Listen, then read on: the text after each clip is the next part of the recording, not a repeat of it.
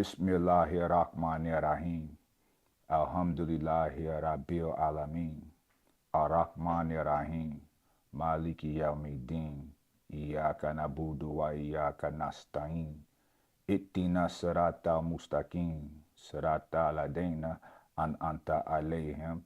Gairil magdubi alayhim. Waradalin. Amen. This message is for the Sacred Society and whoever else is in our network tapping in. May Allah grant us clarity, conviction, and courage. Amen. All right, y'all. So today I have a command for you. Never play chess with a pigeon. All right. I know that sounds crazy, but it's not. All right. So you know how we get started. We do what is called word alchemy. We take the title of whatever we're talking about and we break it down, we define it, we look at the etymology so we can have deep understanding of the words we're using. The first word in the title is never, not the absence of action. Never is a declaration, all right? It's a boundary drawn with knowledge, with intellect. You say never when you have seen what chaos does and you've chosen not to become it. It's smart. Never is the line that protects the sacred, okay? So never, next is play. Play comes from the Latin word pigeon. That means to engage, to move inside agreed upon structure. Follow me? Now, to play is to accept rules that make the game possible. Stay with me now. When you play, that means you honor the frame of whoever you're playing with. Without the frame, there is no game.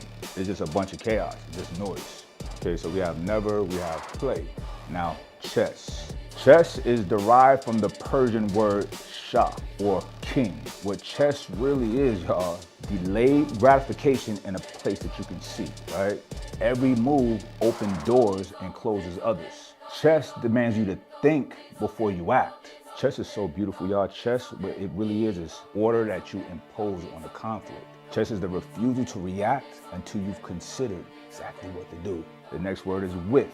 Well, what does with mean? Why is that important? With means alongside, in direct engagement, breathing the same air, occupying the same space.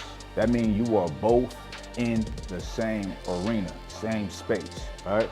Now, never play chess with a pigeon. A pigeon is a creature that exists only in the right now, only in the present moment. A pigeon has no capacity for delay. A pigeon has no ability to think of an abstract thought or concept. The pigeon responds to what it feels right now and only with the tools that it possesses. Now, when the pigeon knocks the piece over, it's not choosing chaos.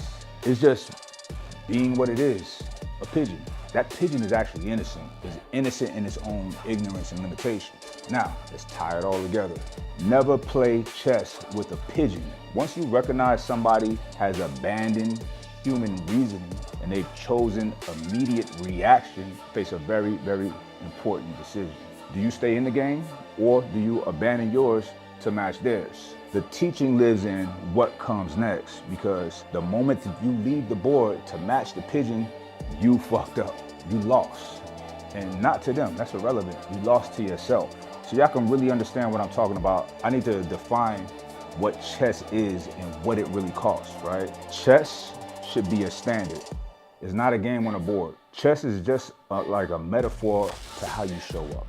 Chess is your word when the truth costs you. Chess is your refusal to lie, even when bent language will protect you or it seems like it protects you. Chess is your commitment to structure when chaos is easier, and it's always easier. Chess is the discipline to think before you speak. Now, chess is also just the willingness to feel anger. It's okay, but you choose your response. You don't react.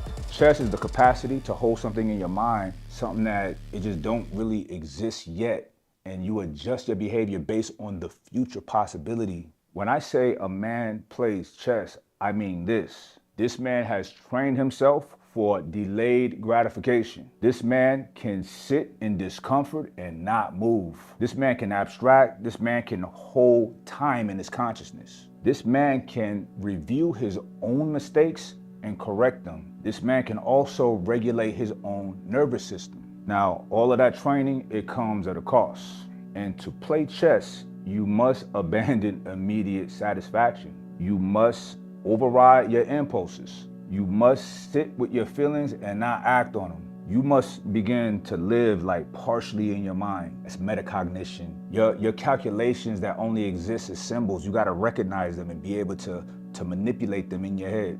You must trust in the rewards that are abstract, that come later. You have to build internal discipline like a muscle over and over and over again. A lot of guys, they begin to play chess because they see the power of chess, right? Now, a man that plays chess wins not by destroying the board. A man that plays chess wins by precision, by being a sniper, by having legit, precise strategies, by seeing further ahead than his opponent. That's how you win.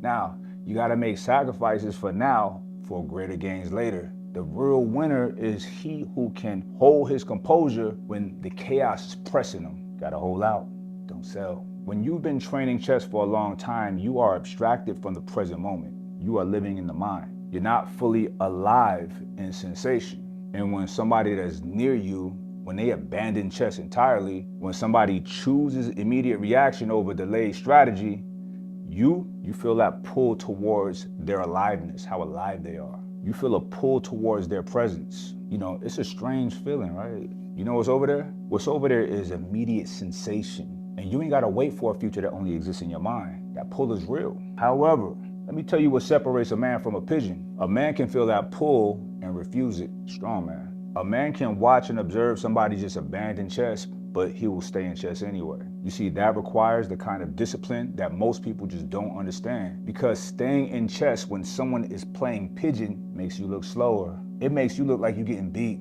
They might be flashing on you. You ain't gonna respond? You ain't gonna say nothing? They crashing out on you. It literally makes you look like you're losing because the person playing pigeon is loud. Think about playing chess with a pigeon. They're loud, it's fast, it's erratic. That pigeon or that person is completely immersed and embodied.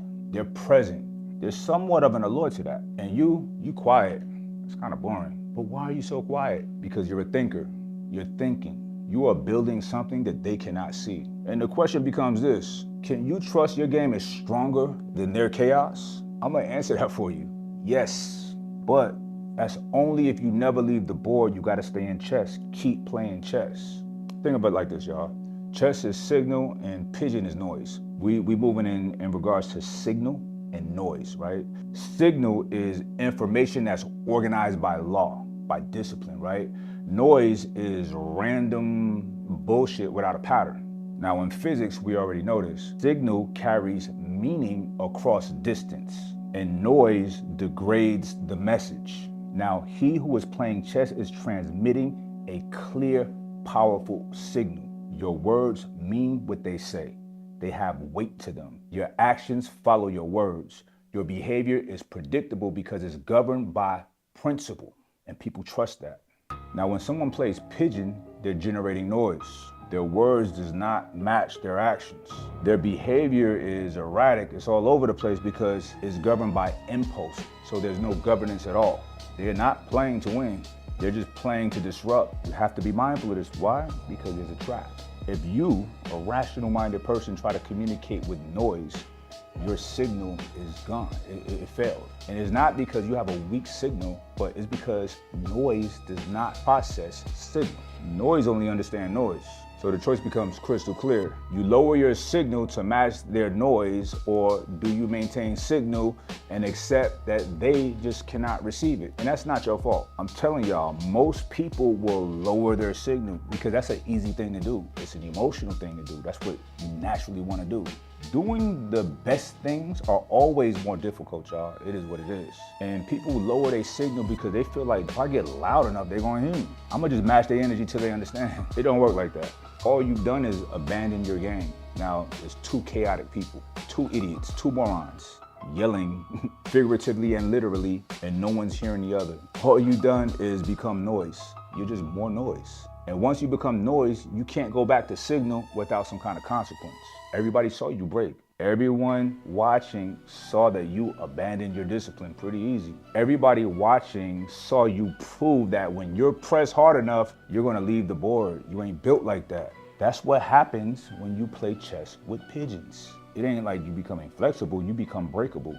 That's the proof right there. Now, I have to make a very precise diagnosis, a very serious diagnosis. A human is worse than a pigeon. Pigeons are honest. They're simple.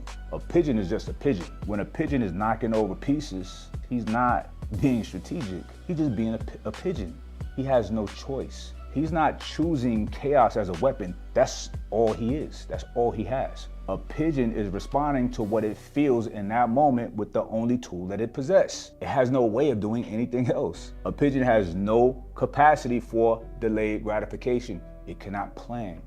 It cannot just say, hey, wait a minute, let me think about how I feel right now. It can't process anything. A pigeon cannot hold abstraction. No animal can hold abstraction. A pigeon cannot regulate its own nervous system. A pigeon is literally innocent to its limitations. A pigeon cannot do better because a pigeon does not have the machinery or the mind to do better. It is what it is. Now, I said a human is worse. Look at the human that plays pigeon. Think about this, y'all. Is where real spiritual corruption, where real sickness lives. A human has the full capacity for everything the pigeon lacks. A human can delay gratification. The human can run recursive loops of reasoning in his head. The human can observe their own impulses and choose a different response. A human can correct his errors by reviewing the time. The human has will that can override impulses. A human has all of this capacity, and a human chooses to abandon it. That's crazy, that's wild, that's very alarming. When a human starts playing like a pigeon, the human is not limited. The human is choosing limitation. The human is taking all of the machinery that Allah has given them and saying, I am not using this. And I'm gonna tell y'all like this, that's infinitely worse than being a pigeon. Because a pigeon can't choose. A pigeon can't sit with anger and decide not to react. A human cannot hold in its mind what could happen if it acts now and adjust the behavior based on the future. It can't do that. A human can do all of this. And when a human refuses to do it, that human is not innocent. The pigeon is at least a little bit charming because it has no other way of responding. The human who abandons their capacity is corrupt because they're choosing weakness while they possess so much strength. So let me break down what this looks like in a real live situation. Let's say you having a conversation with somebody. You present a logical argument. It's structured, you have evidence, it's coherent. You put some thought into this. And the person that you're dealing with does not engage with your argument. The person just attacks you. The person like, oh, you think you so smart. The person starts to make accusations about your character. The person starts playing tit for tat. They start introducing chaos where there was once order. And in that moment, the pigeon nature of the human reveals itself. But notice, this human is not being stupid. This human is choosing not to engage at the level that you brought. This human could think recursively about the conversation. This human could examine and assess their own impulse to attack you. This human also could delay their response and choose something that's more strategic. But this human is choosing not to do so. This human is making an active decision to play at a low level. And that choice is a form of violence. Because this human is using their capacity to recognize the game, their capacity to see what they're doing, and they're using that capacity to make their chaos more effective. Trust me, they know that they're being ridiculous. This is what makes ridiculousness work, because you're engaging with it. The human knows the rules of chess. The human has simply decided that breaking the rules is easier than playing with them. In relationships, someone shows up with consistency, with honesty. They show up with the willingness to have hard conversations and work through conflict. Or you have somebody show up with intensity, with the ability to make you feel alive in the moment, even if they destroy you over time. Most people is gonna choose that intensity over consistency. It's a problem. They're choosing something that's clearly not healthy, but intensity feels real. It's novel. Think about politics. Someone presents a policy. They present evidence, structured arguments. They're basing everything on data versus somebody comes in and shake it up with emotions, spectacle, name calling, and they can, they're trying to make their opponent angry or afraid or excited. The crowd is gonna follow the emotion. They're not making a wise decision. Emotion is just easier. It gives you a hall pass to, you could be like that too. That's pigeon culture. And if you're not careful, this pigeon culture is gonna convince you that playing chess is a problem. It'll convince you that thinking before you speak is weak. It'll convince you that holding to a high standard is too rigid, it's boring. It'll convince you that discipline is fear of being free. And the moment that you believe that is the moment that you lost. I'm telling you right now.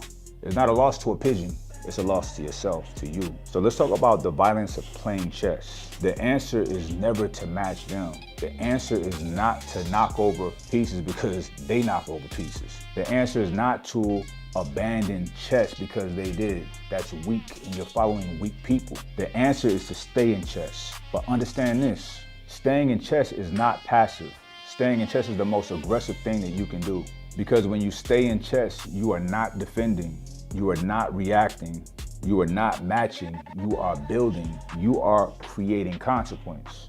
You're moving with intention while chaos spins around you.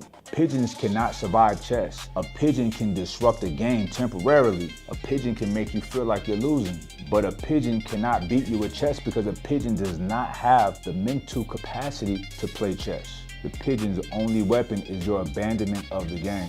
If you leave the board to match the pigeon won. But if you stay in chess, you keep playing chess only, the pigeon, it has no choice but to reveal itself as exactly what it is, a pathetic little creature making noise. Now, let me explain what staying in chess looks like. When someone attacks you, you do not attack back. Now, I'm not talking about a physical attack. If somebody touches you, you break their fucking hand, like straight away. But most attacks are not physical. You ask a clarifying question. What specifically are you referring to?